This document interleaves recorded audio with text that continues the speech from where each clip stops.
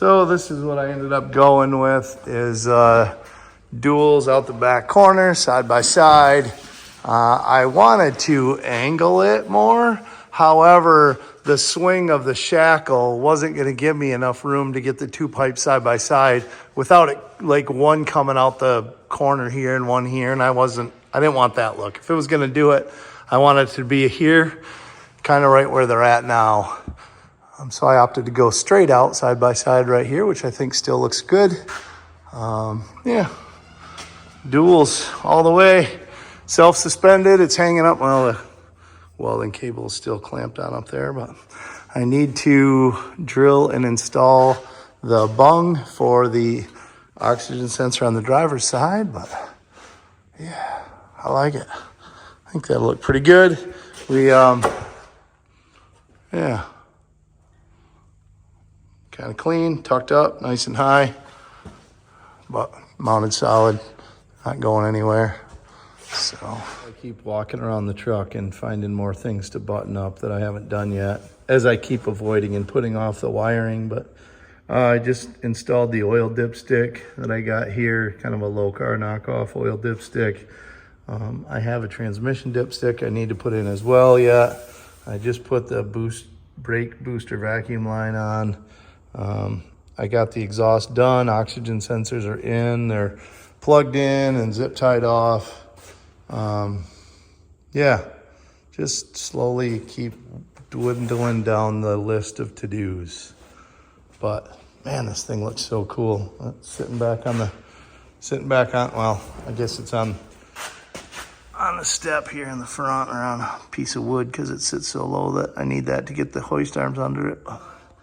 One more thing, I got these 45-degree angle ceramic plug wires because that's what's supposed to work with these headers, right? Except for this one and the back one on the other side, because the back one on the other side hits the steering shaft and this one hits this primary. So I'm gonna see if we can get some 90-degree ones for that. I had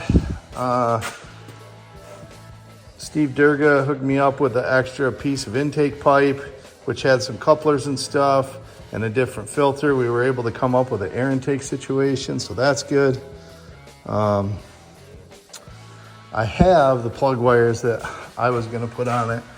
We're like a do-it-yourself kit with the 90-degree boots and ceramic sleeves. So I gotta get another one of those made up. We're gonna put these in the two places where we can't fit the 45-degree ceramics.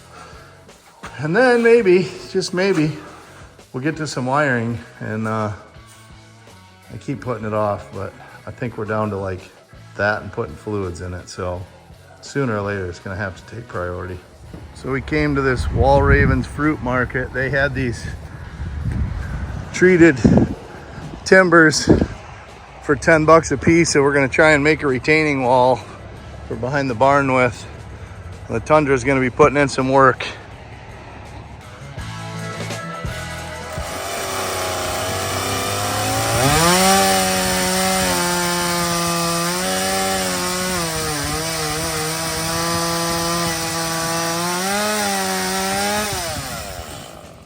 So we are behind the toy box on the east wall, and we're working on trying to make a retaining wall for this hillside.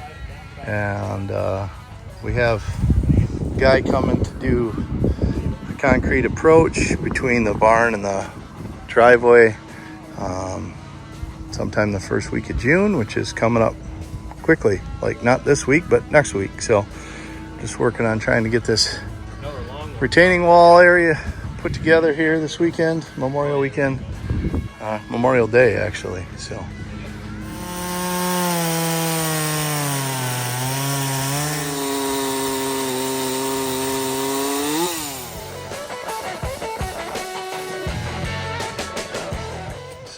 we ceremoniously buried a Mountain Dew in a Coke can, because those are the two things that are always consumed here. And there's perfectly sized holes in some of these timbers that we bought. So, but we're making great progress thanks to all these guys that are helping.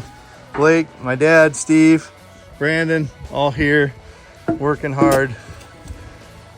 We really appreciate it. This is gonna be sweet. So I've got this piece of plywood here temporarily until I get my filler stone to go in behind, and then we'll pull the plywood out. We just needed something to put the dirt up against for now. And then you fill in behind it all with the pea gravel like we used for the base. But you can see, so it's like dig it down, you got a layer of the fabric, weed fabric, whatever it is, and then a layer of pea gravel it all sits on, and then getting it all straight and square and all that jazz, and turned out pretty good. Then you fill up behind it with the pea gravel, and then just the top couple inches will be topsoil over top. That way it drains and keeps everything away from the timber, supposedly to keep the timbers dry. But this is so this is going to be a couple of steps. So the concrete is actually going to end up burying most of this bottom timber. You'll see just like an inch of that timber. So then we'll have a concrete flush with the top of this back, and then another one flush with the top of that coming over. So there'll be like just a single, whatever, a couple steps, and concrete all the way down. So this should be pretty sweet.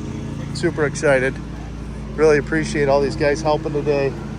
Was not expected. I thought I was going to be doing this all myself. So it was awesome that everybody showed up and pitched in, and we got a ton done. So onward and upward. But in the meantime, that means that I really didn't get to work on the S10. We got the air intake made the other night and just puttering around. I didn't even have a chance to look to see if I can get those other plug wires for the 2 cylinders that need the 90-degree ceramic boots. So maybe tonight I'll sit down and check that out. But my birthday's tomorrow, and everybody came to pitch in and help, I guess, as part of my birthday, and they all shocked me. So really appreciate it. So we're gonna have some dinner and relax, because tomorrow's back to work.